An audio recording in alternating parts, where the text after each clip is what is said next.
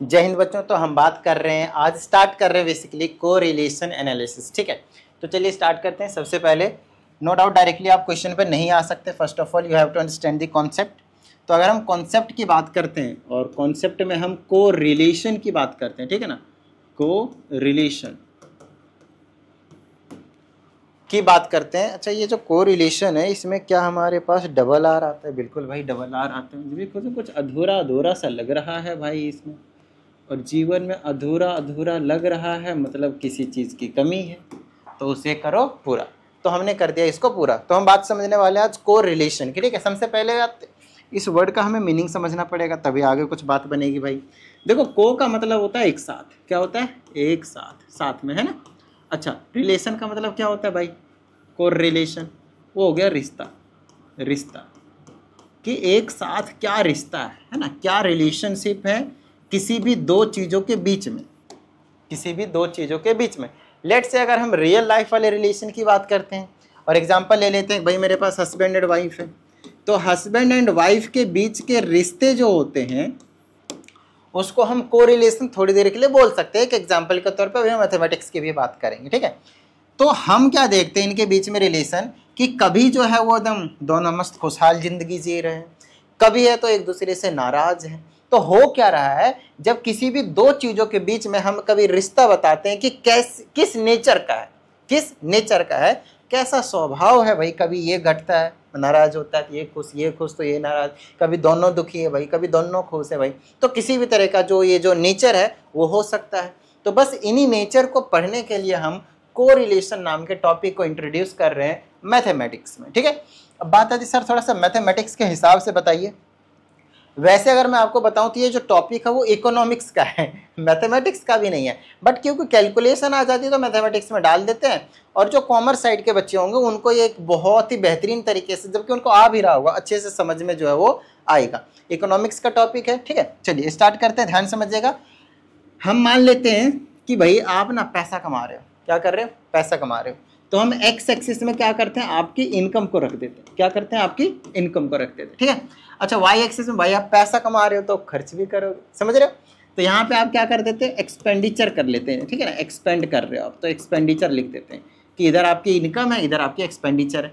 आप मुझे बताना, एक एग्जाम्पल ले लेते हैं कि 2020 में आपकी जो इनकम थी, ठीक है ना, 2020 की बात कर रहे हैं, आपकी जो इनकम थी वो 5K था, 5,000 था, सिर्फ 5,000। ठीक है, 2021 में 10K हो गया, फिर 15K हो गया, ठीक है, फिर 20K हो गया, फिर अब 2025 में मान लेते हैं 25K, एक एग्जाम्पल के तौर पे। तो आप मुझे बताओ, क्या आप 2020 में भी 5,000 का 5,000 खर्च कर रहे थे? नहीं। मान लेते हैं कि 4K खर्च किया था हमने और हमने थोड़ा सा कुछ बचाया, 1,000 रुपीज़ की सेविंग करी। क्या आप 10th, ये जो 2021 की बात कर रहा हूँ मैं, ये जो 2021 की बात कर रहा हूँ, क्या आप जब भी सिर्फ 4,000 ही खर्च करोगे? आपकी इनकम बढ़ गई भाई, और अगर आपकी इनकम बढ़ गई तो आप खर्चे भी बढ़ाओगे। चीज़ें समझ में आ रही है? तो एक तो अब की बात मान लेते हैं कि आप 8,000 प्रोपोर्शनली ले लेते हैं, ठीक है ना, फिर 12,000, फिर 16,000, ऐसे करके जा रहे हो। इन सभी पॉइंट को मिट कर आओगे तो कहीं इस तरह के एक रिलेशन आपको देखने को मिलेंगे जो बिल्कुल परफेक्टली इंक्रीजिंग देखने को मिलेगा। क्या इतनी बात समझ में आई? परफेक्टली इंक्रीजिंग देखने को मिलेगा। बोलिए हाँ या नहीं। हो क्या रहा है यहाँ पे भाई? भाई जीरो पे तो जीरो ही रहेगा, ना आपका आमदनी ना आपका खर्चा, ना ही आप इनकम है आपका कुछ, ना ही आपका कुछ एक्सपेंडिचर है। तो आप इसको भी ज्वाइन करोगे तो कोई दिक्कत वाली बात नहीं है कि भाई इसी रेट से बढ़ रहा होगा प्रोपोर्शनली। ठीक है, तो ये परफेक्टली इंक्रीजिंग ग्राफ आपको दिखा रहा है। तो परफेक्टली इंक्रीजिंग ग्राफ दिखा रहा है कि अगर आपकी इनकम बढ़ता है तो एक्सपेंडिचर भी बढ़ जाता है। भाई ऐसा भी तो हो सकता है, ऐसा भी तो हो सकता है। इनकम एक्सपेंडिचर के केस में तो खैर ऐसा मतलब नहीं होगा, लेकिन अगर मैंने मान लिया कि अगर प्राइस बढ़ गया तो डिमांड क्या होगा? बताओ मुझे, डिमांड क्या होगा? प्राइस और डिमांड ये इकोनॉमिक्स के टर्म्स में टर्म्स हैं, तो सिंपली आप समझने की कोशिश कीजिएगा। अगर कोई चीज़ सस्ती होती है तो हम चाहते हैं कि थोड़ा सा ज़्यादा अमाउंट में खरीद लें, ऐसा ही कुछ होता है। समझ में आ रही है?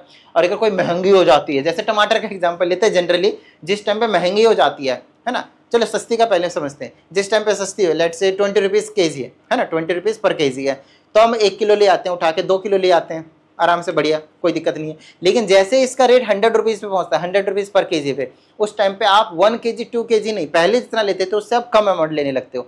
हाफ kg ले लिया भाई, भैया 250 ग्राम तोल दो, समझ रहे हो, 2 टमाटर ले लिए। तो इस तरह से हम बेसिकली काम करते हैं। तो होता क्या, जब प्राइस बढ़ता है तो उस टाइम पे आपकी जो डिमांड है वो क्या होती है, कम हो जाती है।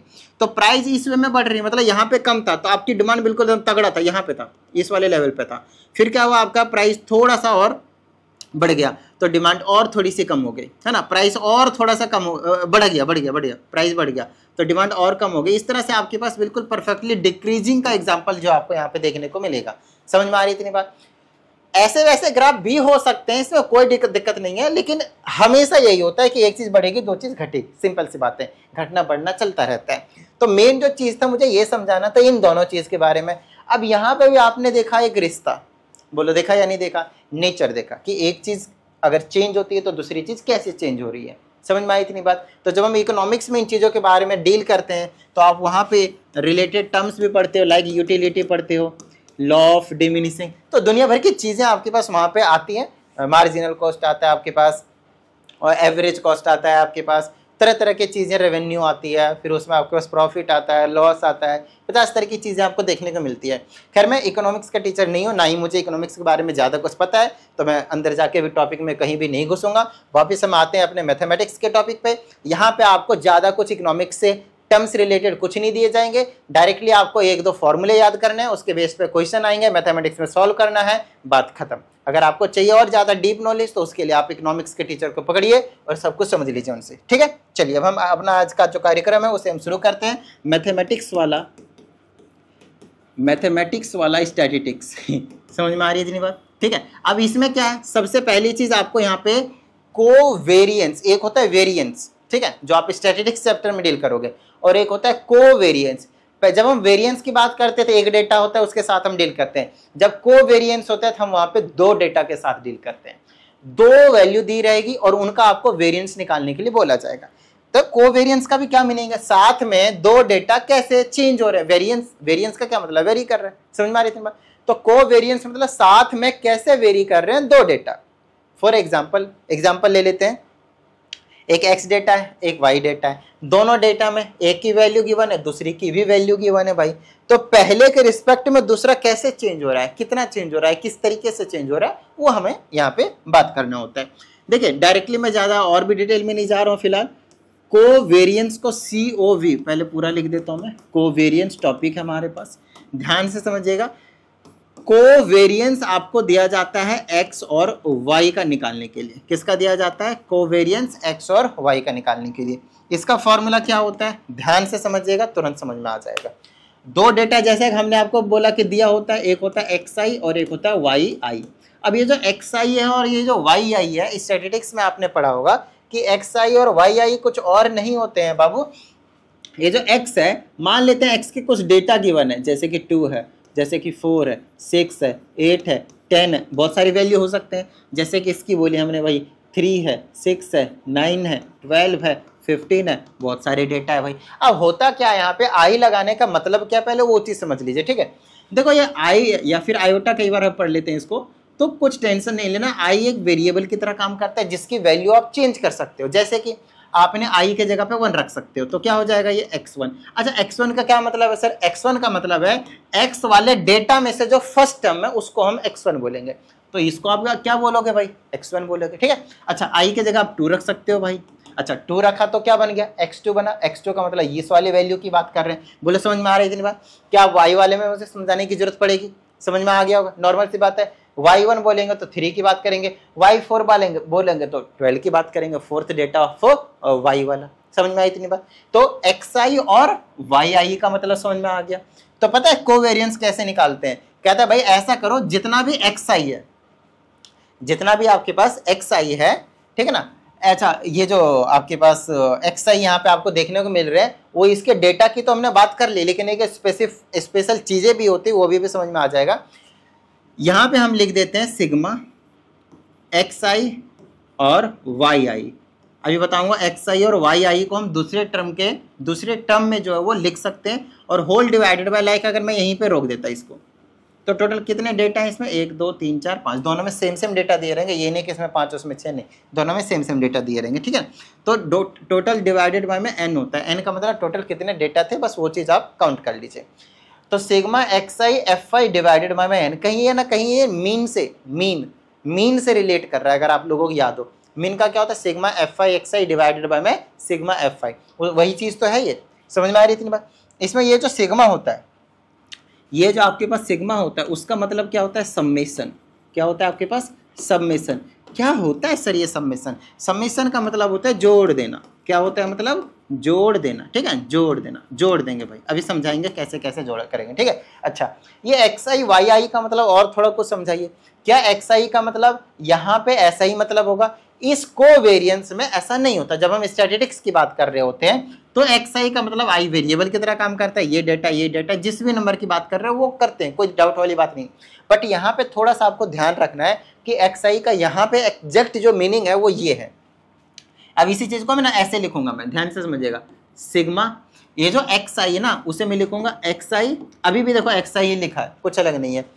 और xi का मतलब ही क्या है, इसका डेटा। बट यहाँ पे जो होता है उसका मतलब होता है माइनस इसका मीन, और दूसरे में हो जाता है आपके पास yi माइनस का, या फिर आप सिंपली y बोल दो, कोई दिक्कत वाली बात नहीं, हर एक डेटा का लेना होता है। वैसे तो यहाँ पे कई बार आपको i जो है वो लिखा हुआ नहीं मिलेगा, नहीं भी लिखेंगे तो भी चल जाएगा, क्लियर है यहाँ तक। लेकिन इसका बस यही कहना होता है कि भाई ऐसा करो, आप पहले डेटा में से मीन को माइनस कर लो, उसको सॉल्व करो, दूसरे में से तीसरे में से सारे लेना होता है, तो आई रखना मतलब पर्टिकुलरली सही बात है, ठीक है। और डिवाइडेड में n तो आपके पास रहेगा ही।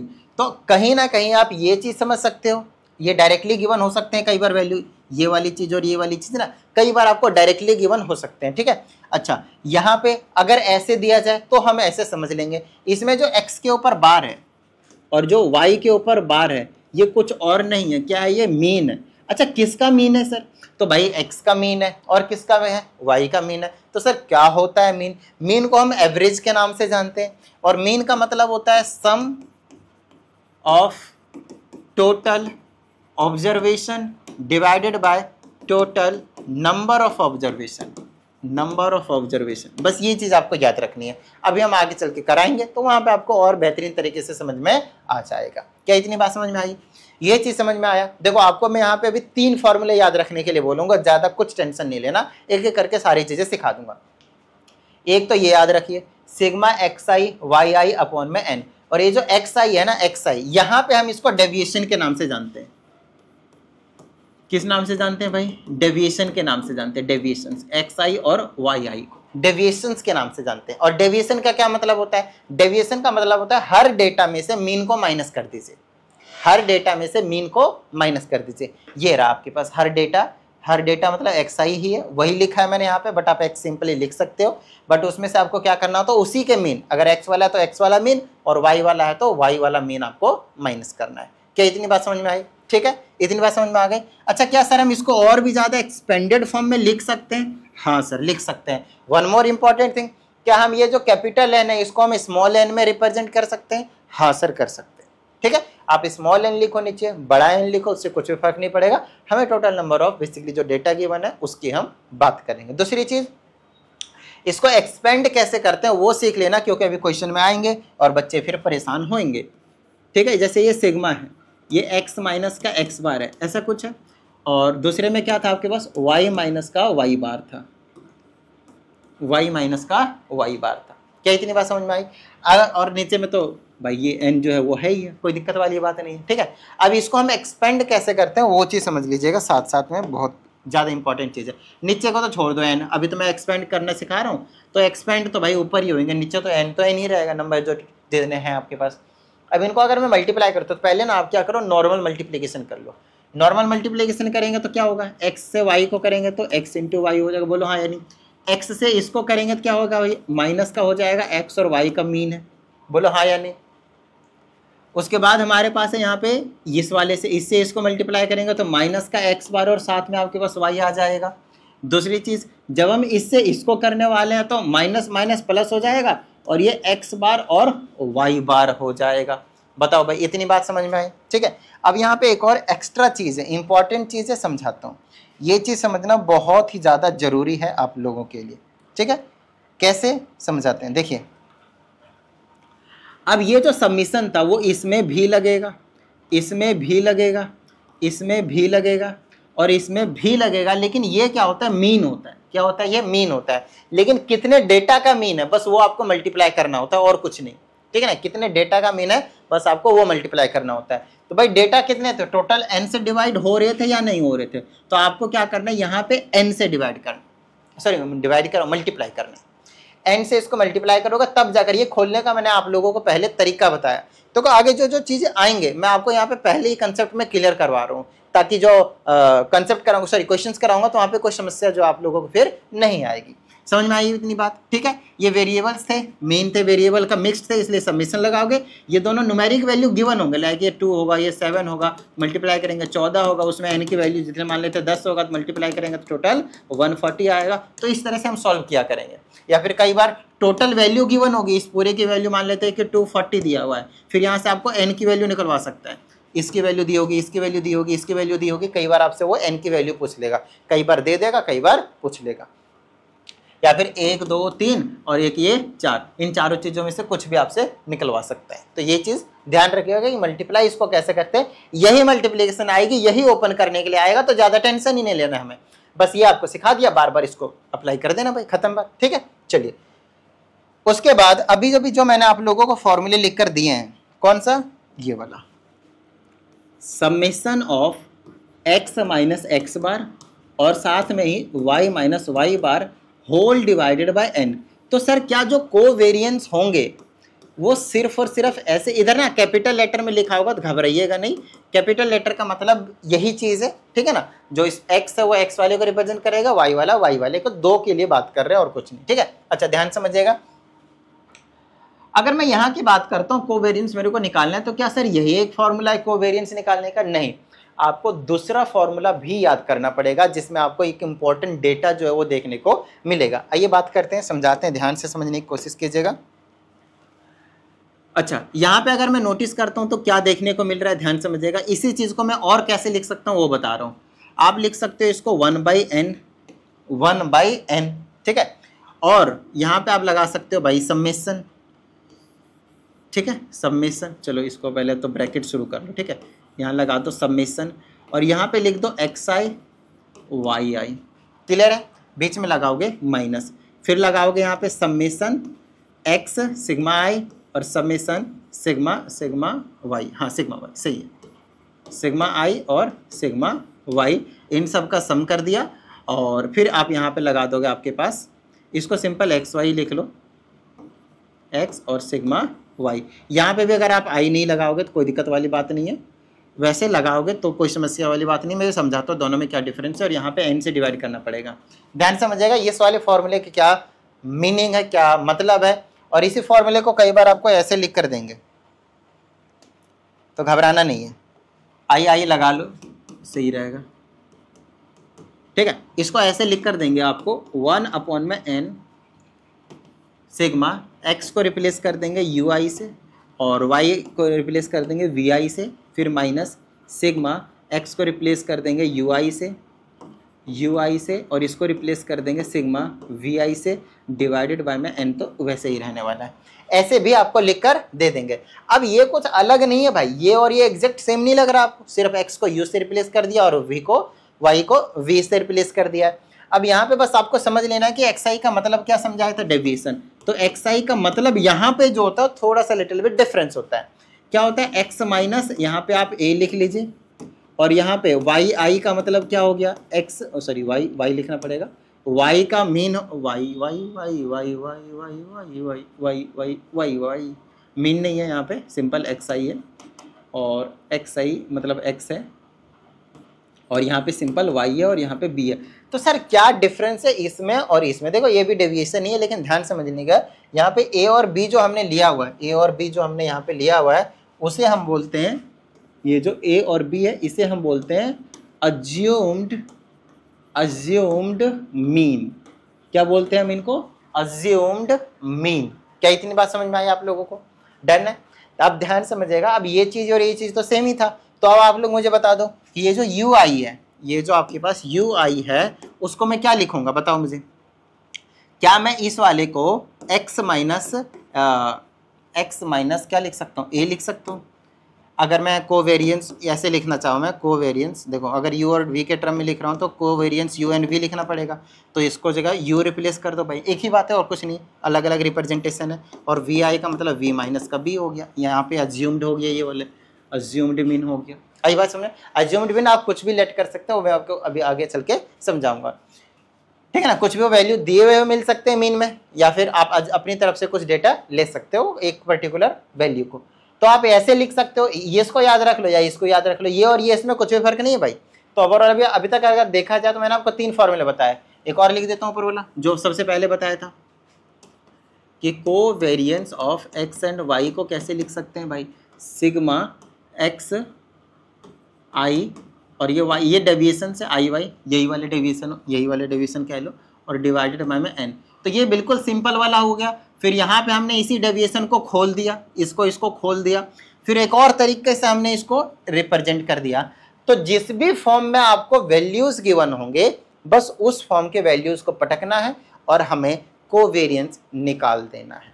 बस ये कहानी रहने वाला है आपके पास इस वाले चैप्टर के इंट्रोडक्शन की, या फर्स्ट एक्सरसाइज की इंट्रोडक्शन की है। आगे चल के आपको कार्ल पेयरसन वगैरह आगे और जो कंसेप्ट है वो आपको और भी यहाँ पे देखने को मिलेगा, और वो हद से ज़्यादा इंपॉर्टेंट है। फर्स्ट एक्सरसाइज हमेशा किसी भी चैप्टर का एक वो एक्सरसाइज होता है जो आपको बेसिक चीज़ें सिखाता है, बेसिक कंसेप्ट बताता है, वो चीज़ें सिखा देता है जिनका आप आगे चल के यूज़ करने वाले हो। एक नए टॉपिक पढ़ने के लिए जिन जिन चीज़ों की ज़रूरत होती है उन चीज़ों की खास करके आप लोगों को फर्स्ट एक्सरसाइज में बताया जाता है। क्या इतनी बात समझ में आई? और अभी तक मैंने जितनी भी चीज़ें आप लोगों को समझाया है वो सारी की सारी चीज़ें बेसिक थी, कोरिलेशन था, फिर हमने आपको फॉर्मूला समझाया, समझ रहे मेरी बात। तो ये सारी चीज़ें जब तक आप लोगों को समझ में आएगा नहीं, खोलना आप लोगों को सिखा दिया मैंने हर एक चीज़। अब अगर मैं आप लोगों को क्वेश्चन करवाऊंगा तो अब आप लोगों को क्वेश्चन तुरंत जो है वो समझ में आ जाएगा। अब आप लोगों को ज़्यादा जो टाइम है वो नहीं लगेगा। और जब कार्ल पेयरसन समझा रहा हूँ मैं, है ना, स्पेयरमैन वाला समझा रहा हूँ, तो वो उन कंसेप्ट में आप लोगों को फिर समस्या नहीं आएगी। इन चीज़ों को एक बार अच्छे से जब तक नहीं आया, पहला फार्मूला, दूसरा फार्मूला, तीसरा फार्मूला, ये दोनों सेम ही है, कोई टेंशन लेने की ज़रूरत नहीं है। सिर्फ इन तीनों को एक बार दिमाग में बिठाइए, सारे क्वेश्चन बच्चों की तरह हो जाएंगे, कोई टेंशन लेने की ज़रूरत नहीं है। क्या इतनी बात समझ में आई? फिर भी अगर आप लोगों को कुछ टेंशन होता है तो भाई भेजो ना इस पर। क्या इतनी बात समझ में आई? ठीक है। और अगर कोई स्टूडेंट है जिसे पर्सनल ऑनलाइन क्लास की रिक्वायरमेंट हो तो उसकी इंक्वायरी इसी नंबर पे कर सकता है। फिलहाल मैं इस वाली वीडियो में इतना ही रखता हूँ। यहाँ पे मैंने आप लोगों के कुछ कंसेप्ट्स क्लियर करवा दिए रिलेटेड टू कोरिलेशन। अगली वाली वीडियो में हम आपको एक्सरसाइज जो 2.1 रहता है उसे मैं कंप्लीट करवा दूंगा। बस उसके बाद फिर आगे की मतलब कंटिन्यू करेंगे और सेकंड थर्ड एक्सरसाइज भी कंप्लीट करते ही हमारा ये जो चैप्टर है वो कंप्लीट हो जाएगा। तो उम्मीद करते हैं सभी चीज़ें इस वीडियो के समझ में आ गए होंगे। मिलते हैं अगली वीडियो में, प्रैक्टिस करते रहिएगा। जय हिंद।